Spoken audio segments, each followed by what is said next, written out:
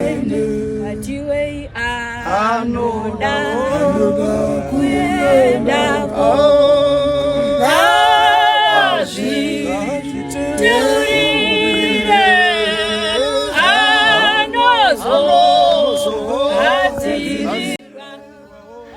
Pastor Norman Rukato avo vanogara kumvuma vakaita dambudziko ravakasangana naro mugore ra2019, dambudziko razoita kuti kusvika pari nhasi vange vari vanotadza kushanda kana kufamba nokuda kwedambudziko iri.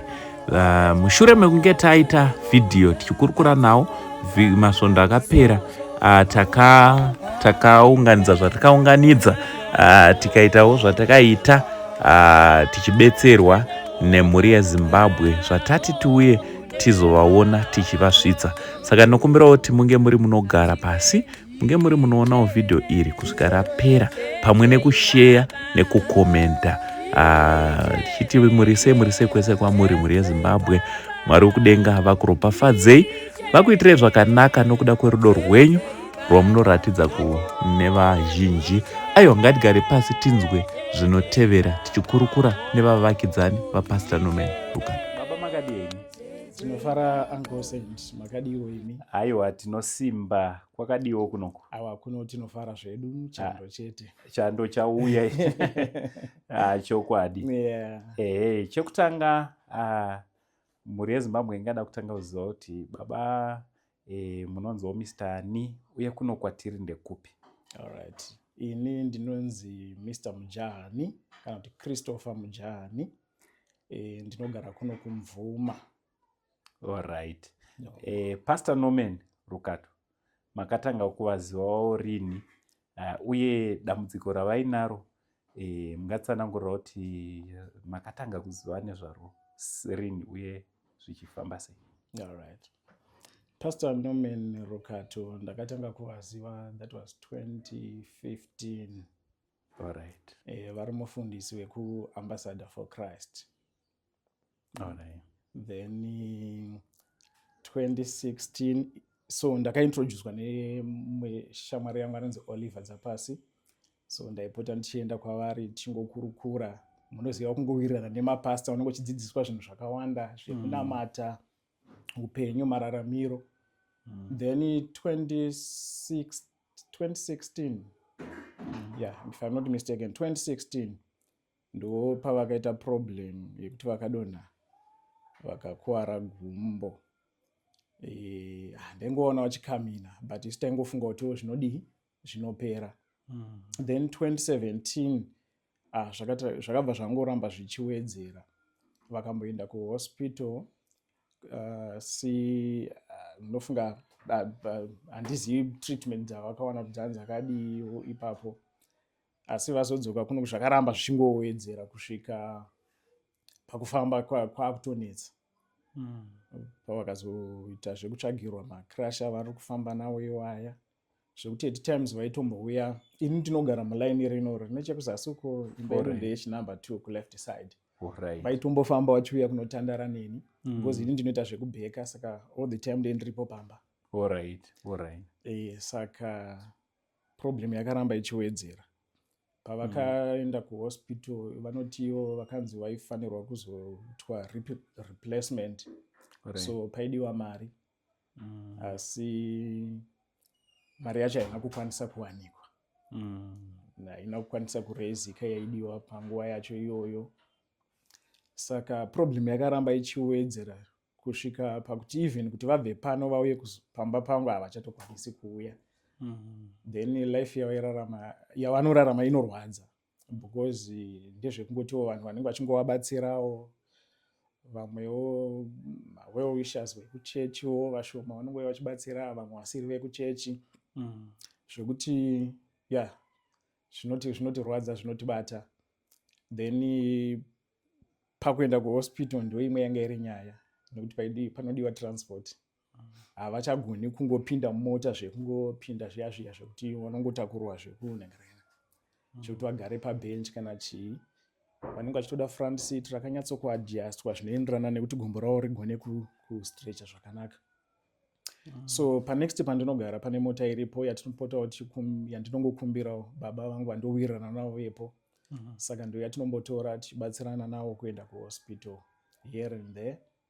Saka kusvika situation yasvika pairi apa zvekuti zvinenge zvakangooma. Munoona kuti kana uchirwara usina mudzimai unenge uchida kubika, zvekuti ndinototienda vanogara navo pana maibhevi ava vanotovabatsirawo nenyaya dzechikafu nechii.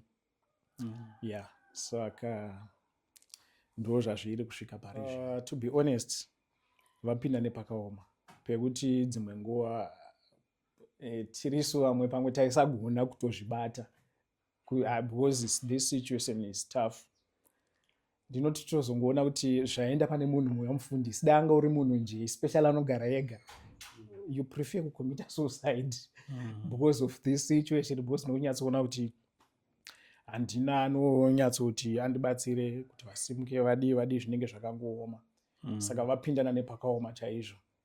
Asi kuti semunhu waMwari nofunga Mwari wari kuvasimbisawo kuti varambe vakadai, zvekuti dzimwe nguva ukauya munomu vachitaura vakavata apa unogona kutadza kuziva situation, unogona kufunga kuti all is well. Asi kana vakazomuka ndipo unonyatsoona kuti ko zvazvisina kumira zvakanaka wani. Saka vapindana nepakaoma chaizvo. Kunze uko kune vari kukuonai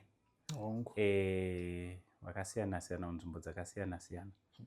Makatasana naPastor Norman, nderupi rubatsiro rwamukada kuvakumbirirawo kune vangakwanise kuvabatsira imi muchiona zviri paground?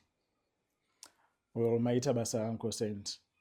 Kumhuri yeZimbabwe yakatarira panguva ino, chikumbiro changu changa chiri chekuti dai pakakwaniswa kurezwa mari iri kudiwa yachona kuti hip replacement iitwe, so that vagone kudzokedzana, vagone kuzviitira zvinhu vakamira. Because munhu wandinobhilivha kuti kana achigona akasimba akazvimirira anogona kuzviraramira upenyu hwake zvakanaka. Saka dai pakangowanikwa mari yekuti vagone kubatsirwa kuti hip replacement yachona iitwe. Tiripo makadiyo wangu. Tinosimba. Chokutanga mhuri yeZimbabwe ingada kutanga kuziva kuti mama munonzi mai ani, uye Pastor Norman Rukato makatanga kuvaziva rini? Ini ndinonzi mai Beverly Macharaga.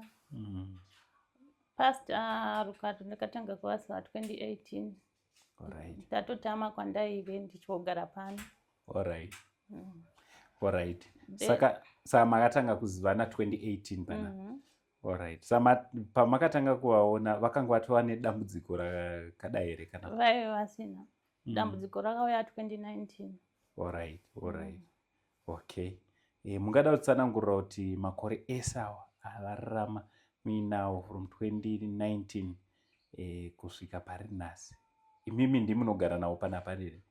Zvii zvanga zvichitora nzvimbo, zvii zviri kuitika kwavari? Kuna mufundisi upenyu hwavari kurarama hwakarema. 2019 vakatyoka gombo, vakadonha panze apo.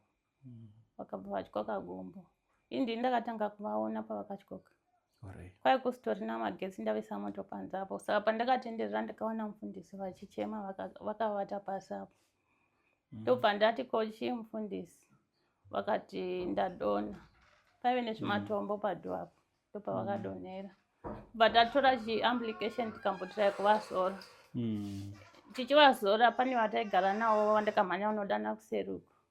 Pavauyawo vakati ndine chimwe chirabhurabhu rega titore tizore. Pakuvazora taizora mujoini tichifunga kuti ijoini. Vakati aiwa nekunoku. Pavakati nekunoku ndobva ndamhanya kurodhi. Ndikati uku hakuchaiti kuti tizore. Ndamhanya kurodhi kunotsvaga mota. Ndangosvika parodhi ndichitowana mota. Chiopen truck. Haana kutomborambawo munhu wacho. Tichisvika pano tikatovaridza chichira chaiyo mwana wangu tikatoenda nawo kuchipatara. Tichisvika kuchipatara vakabva vaonekwawo chopu. Vakatogwa x-ray ndiripo. Dhokuta akatora x-ray akati gumbo ravo rinenge ragara rine problem muno muhipu. Asi ratotyoka. Asi rikuratidza kuti pane crack yagara mabhonzo avo amabhonzo etaipi inopfufunyuka. Saka vakutotransferwa Gweru. Ndopavakatransferwa Gweru hospital. Vakagarako ndaingotaura navo pafoni. Vakaendeswa Harare parirenyatwa, vakazobva ukoko vakuuya pano. Vachiuya gumbo risina kuzvimba but zvaiwisa tsitsi, mafambiro achaive ekutamburira. Ndobva vakatsvagirwa makilashi, vakauya vane madondoro emapuranga aya aitovagwadza futi chiri kudai. Ndobva vatsvagirwa havanawo aya. At least zvazvave nani vachimbogona kubudawo vachimira pamushana. Saka nekufamba kwenguva gumbo riya rakatanga kuzvimba, indaingoti kuzvimba. Saka vakazoti ivo ibhonzo riri kutokura ipapo. Pavakadzoka kuchipatara pachona paida mari futi yakawanda, mari iyi hapana akakwanisa kuireisa. Saka vaingogara pamba seizvozvi vachingotengawo mapeni stop. Pamwe mari yacho nekutenga mapeni stop inotoshaikwa zvekuti unovawira tsitsi vachigwadziwa.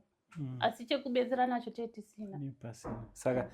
Saka vanobatsirwa nani? Because takavatarisa kuti ngati vanobika, vanoita anything. Atova munhu anoda kubatsirwa zvinhu zvavo zvizhinji. Saka vanobatsirwa nani muri panapa?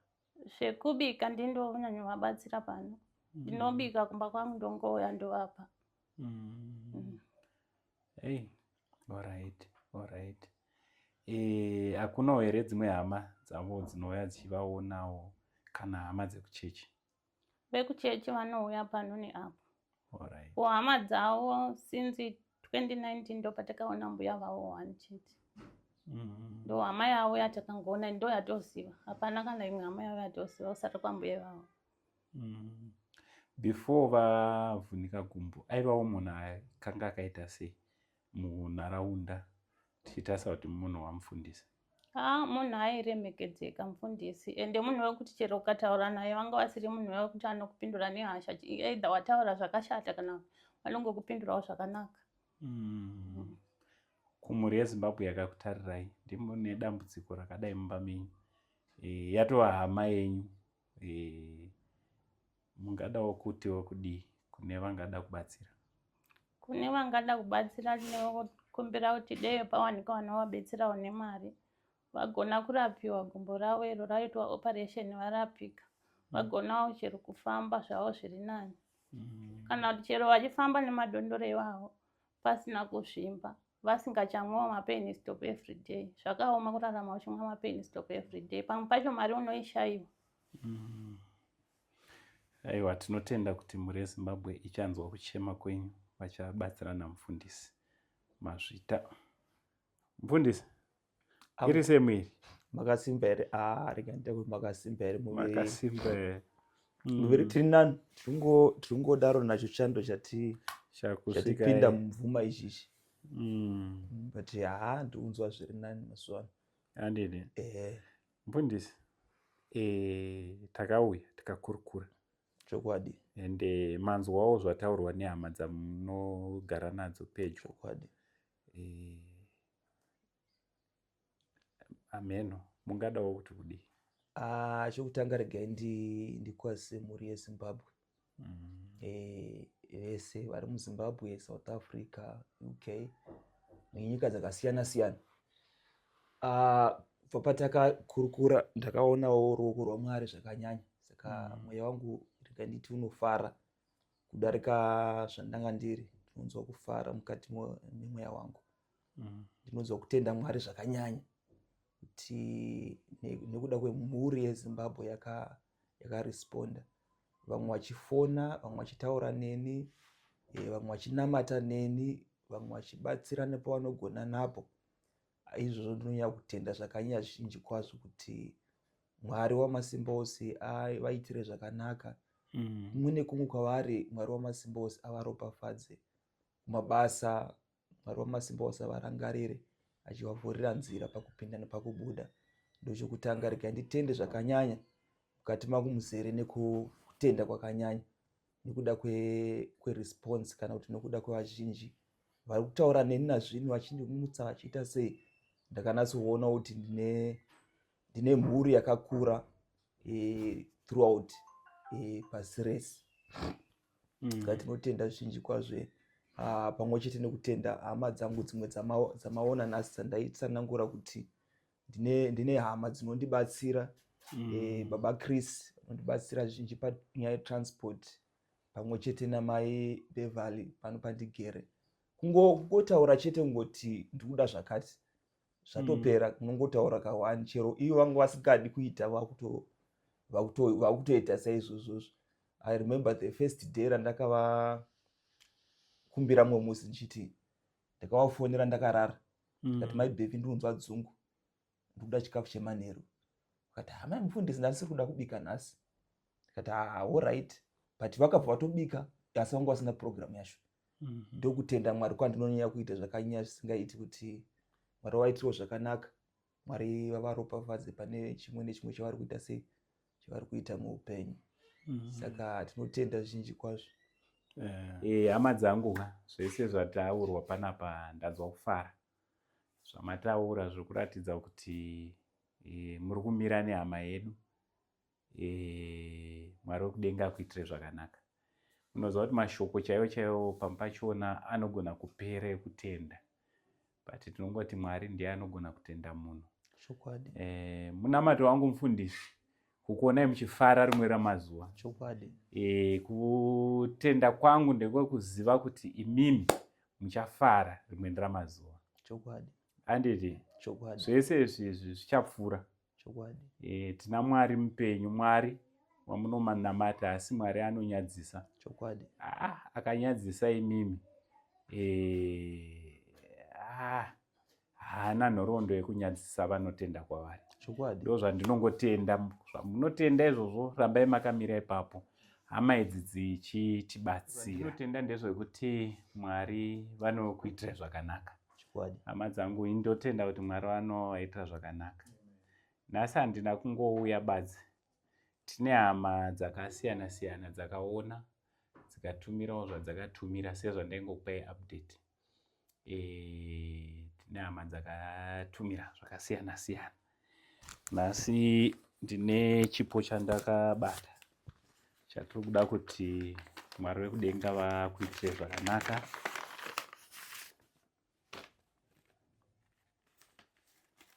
Munhu wacho Baba, rwendo rwekunorapwa rwakutanga. tinotenda Mwari zvakanyanya. Muno rwendo rwekunodii? Rwendo rwekunorapa rwakudii? Rwakutanga. Panapa pane mari yedu yatakaihwerengedza yese dzaitumirwa. Kwamuri kwakanga kune chii? Yamaitaura paya. Ndandine 270 yandakakwanisa kunotora kumukuru nekueco cash. Saka mari yedu yese kunoku takanga tine 2100.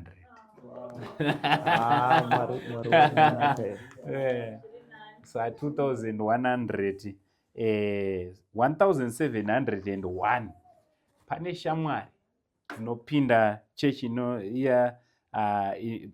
inonzi AFC, vazhinji vanoiziva nekuti kwaMugodi.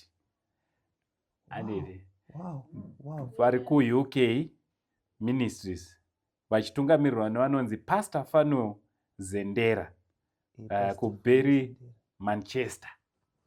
Saka mufundisi Fanuel Zendera vaona ivo pamwe neshamwari nekereke kwaMugodi AFC vakatadza kudya, vakabatikana, vakasvika pavakaunganidza 1700 yekuti munorapwa, pamwe nedzimwe mari dzaibva kune vamwe vakasiyana siyana. But tinogona kukundikana kutaura nemazita, asi Mwari anovaziva. Mwari anovaziva. Chokwadi. Zvakare kuuya kwedu kuti izopinda mu2.1 takabva tanzi nasekuru vanonzi musekuru Musundagore. Mushure meunge vaonawo kutamburawo kwamanga muchiita nekurwadziwa, vakati angosei ndiuyai muzotora mari yefuel, ndovatodira motikari yedu peturo kuti tiuye kuzosvitsa ichi. Amen. Saka ndo mamiriro akaita azvakaita. Ndo patasvika pari nhasi. Tinotenda Mwari zvakanyanya. ndodzwa kutya nekuremekedza Mwari wamasimba ose. Ndodzwa kutya nekuremekedza Mwari kuti panguva diki isikakwanekana mwedzi, mari yandakaedza kutsvaka 5 years yakakwana pasina kana mwedzi 1. Saka ndinokudza Mwari zvakanyanya nekutenda Mwari nekuda kwezvaaita.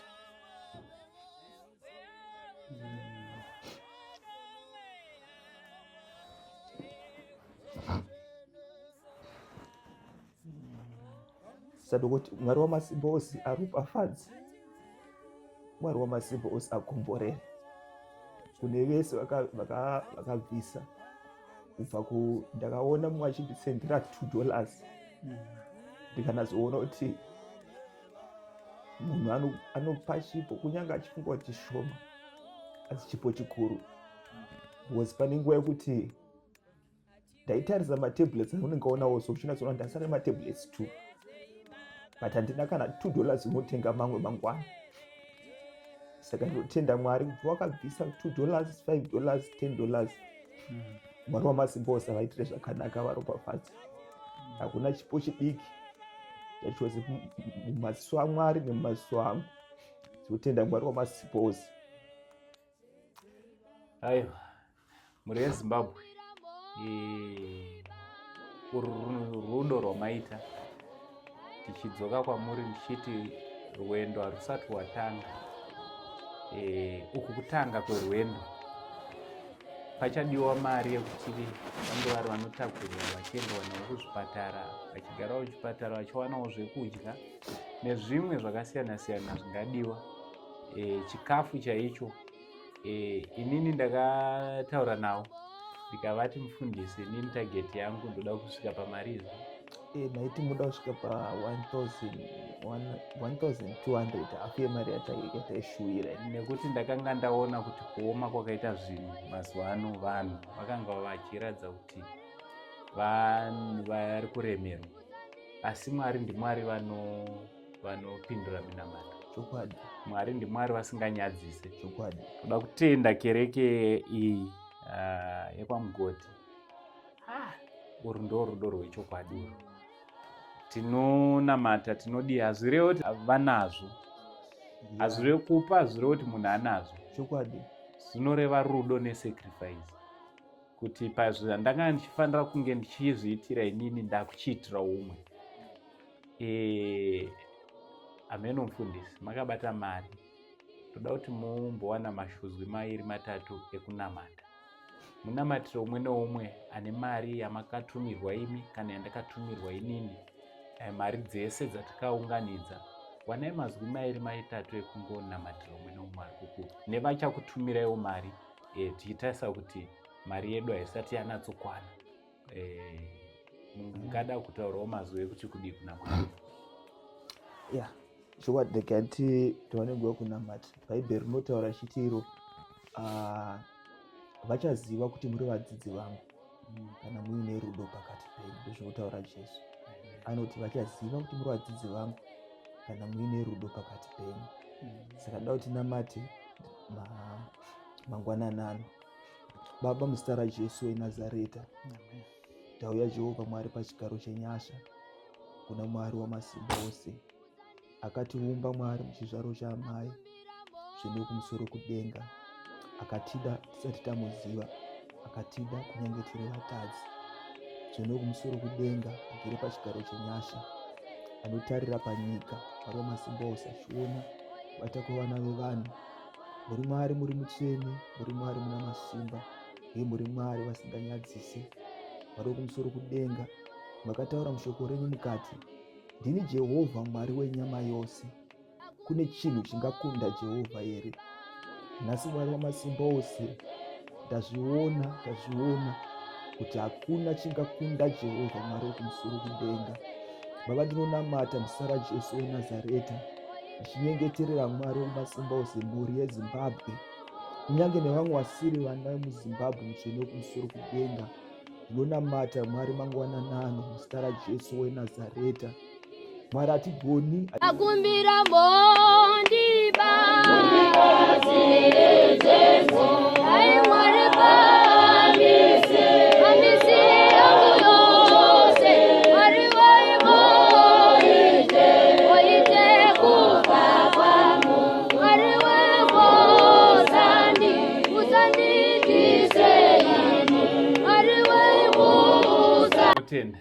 Kutenda zvakanyanya. Tinoshuwa kuti munge muri munopora nekukasika. Amen. Mwari wekudenga vakuitire zvakanaka. Amen. Hama dzangu, Mwari wekudenga vakuitire zvakanaka. Toda kuona hama iyi ichidzokedzana zvakare. Mwari wekudenga ari mubatsiri wenu. Ticharamba tiri tese. Tiri tese. Mari ndiyoyi. Tingafara kunge tiri tinozonzwa maupdate ekuti iri kushanda nenzira yairi kufanira kunge iri kunoshanda nayo. Imi muchizoita zvakanaka. Amen. Hama dzangu, ndofunga mangozvionera. Nhasi ndine mufaro wakapetwa. Mwari wekudenga vakuitire zvakanaka. Patinouya chikumbira nehama dzinenge dziri mumatambudziko. Aiwa, tinongokumbira kuti munge muri munomira navo, munovaitira zvakanaka sezvamaitira mufundisi. Uye kune vamwe vanoda kuti vabetsere mufundisi kuti mari, unoziva kuti munhu kana achirwara haugone kutaura kuti mari yakati ndiyo inokwana. Pacharamba pachidiwa dzimwe mari. Tokumbira kuti munge muri munovabata panhamba dziri pascreen kana kundibata. Tinge tiri tinoita kuti upenyu hwamufundisi hudzokedzane, vaitwe operation adzokere zvakare mukunamatira nyika yeZimbabwe, kunamatira mhuri yeZimbabwe. Mwari wekudenga achitiitira zvakanaka. From Ango Saint TV Crew, now it's much love and God bless. Amen.